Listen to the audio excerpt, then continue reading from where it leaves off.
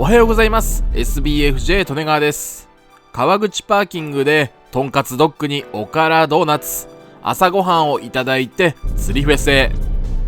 ずーっと渋滞していて Google マップにやられましたが、鶴見翼橋と横浜ベイブリッジを通ってパシフィコ横浜の会場へ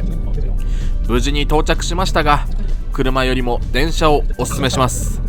まずは大和銀閣のブース。この前やっと2本揃えたマルチポール。過去の体験談をお話ししますが、春先欲しいと思った時には売り切れていることが多いのでお気をつけください。新製品の振り出し竿。ハモン J は好調子と超好調子の2種類があって、デザインは部分的にラップ塗装みたいな感じでした。利根川はこういうデザイン結構好きです。超好調子振ってみればよかったな。恋竿みたいな感じだとしたら、去年のっこみで使っていた竿が恋竿の10尺で使いやすかったんですよね。メーカーは大和ではなく宇崎日清でしたが、そこから先の長さを持っていなくて恋竿を買おうと思っていたので、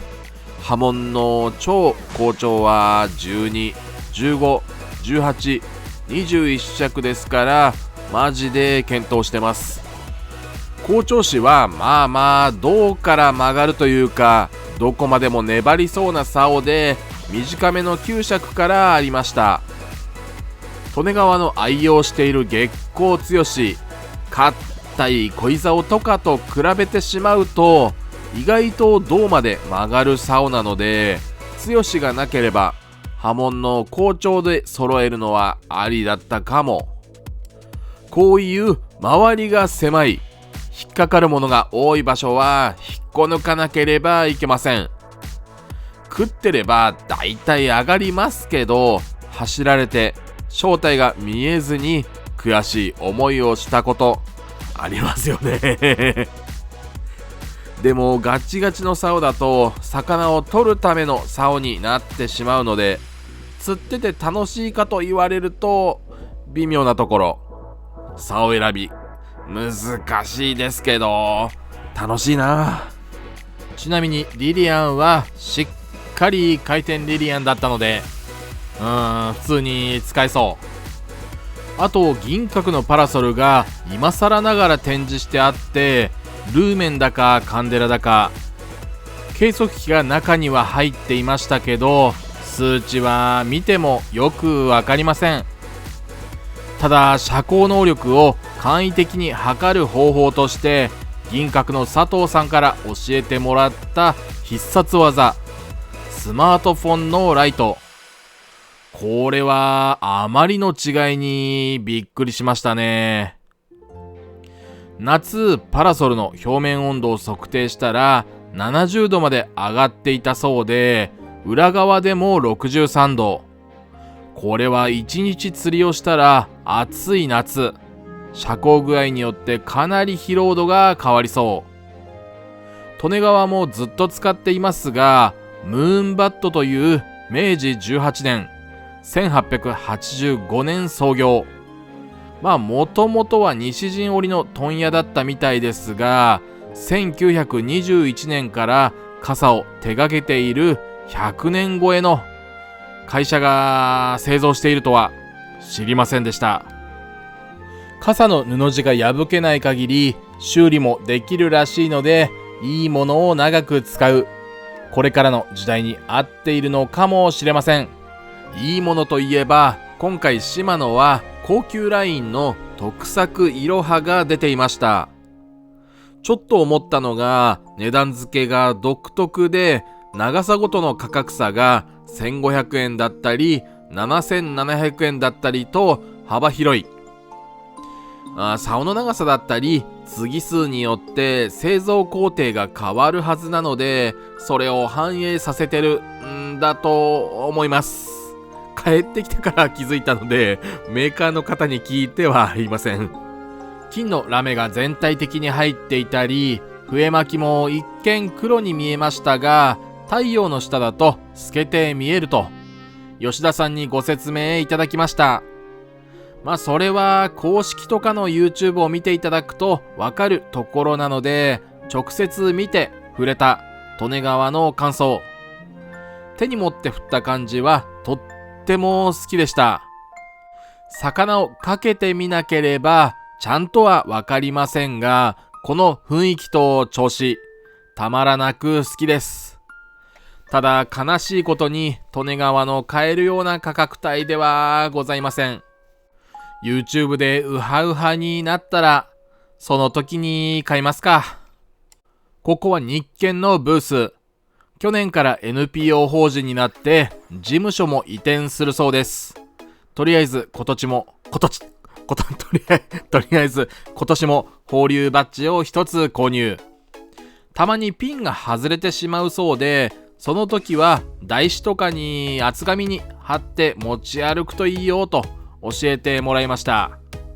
お次は韓国の釣り台パニャ。利根川も座らせていただきましたが、もはや家のソファーです。クッションが厚く、スプリングが仕込んであるからなのか、座り心地がめちゃくちゃ良かった。ただ現場で失念していたことは、釣り台として高さ調整がどのくらいできるのか、それと重さですよね。その辺が気になります。3層式のロッドケースとその下にはヘラバッグ、どちらもよくある一般的なサイズだと思います。傷がつきにくい素材を使っているらしく、爪でこすっても大丈夫だったのでびっくりしました。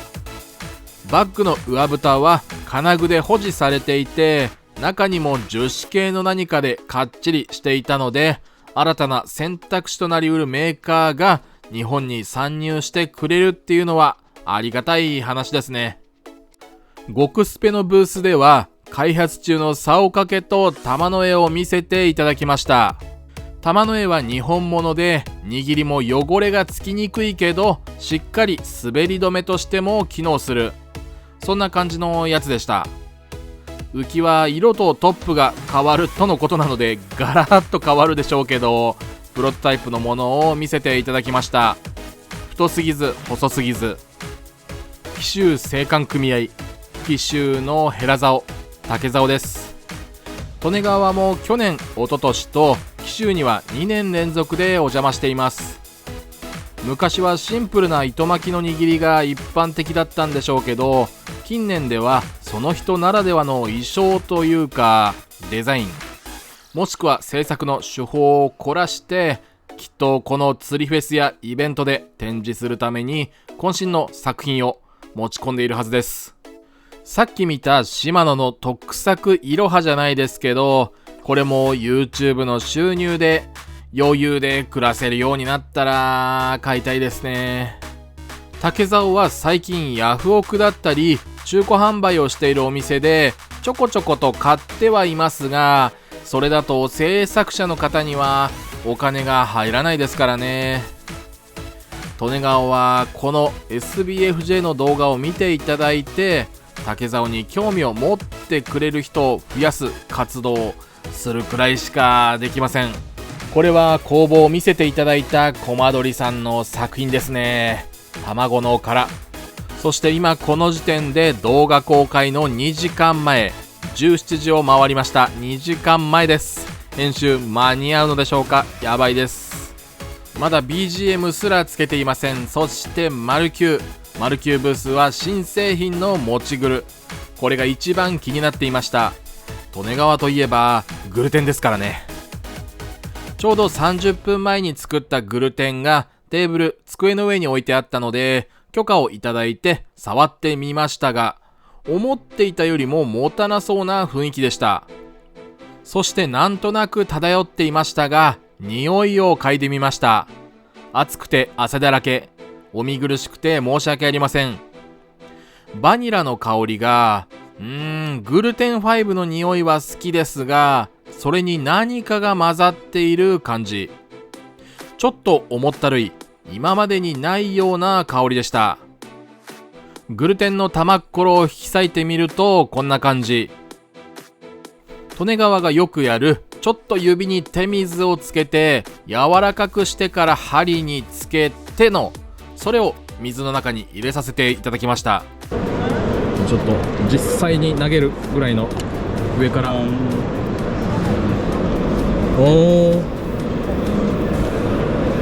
だいぶ柔らかめにしましたけど、粒子ばらけてって、食いそうですね。そうで、今までのやっぱりグルテンって、こう水に入ると膨らむじゃないですか。膨らみますね。でもあえてこう膨らみを抑えてあって、マッシュをしっかり残すタイプ。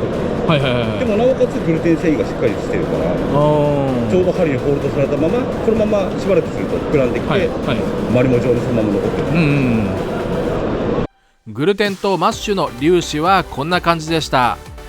おそらく利根川はブレンドして使いますが、混ぜたらどうなるか気になりますね。抽選券27番を持っているのは、私が水路でよく使っているピンクの5尺の竿。あの竿を作ってくれた増田さんです。去年釣りフェス会場でお会いして、今年も会いました。あくまで参考出店でしたが、マルキューのパラソル、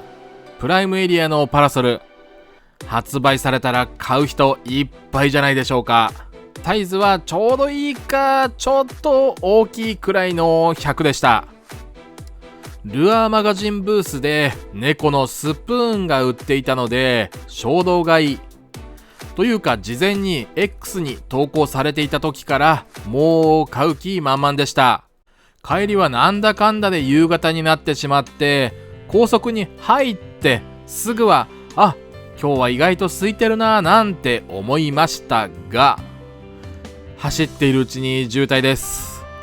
みっちり渋滞。何時間かかったっけかな。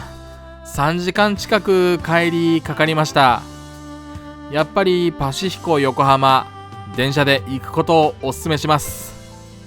それではまた次の動画でお会いしましょう。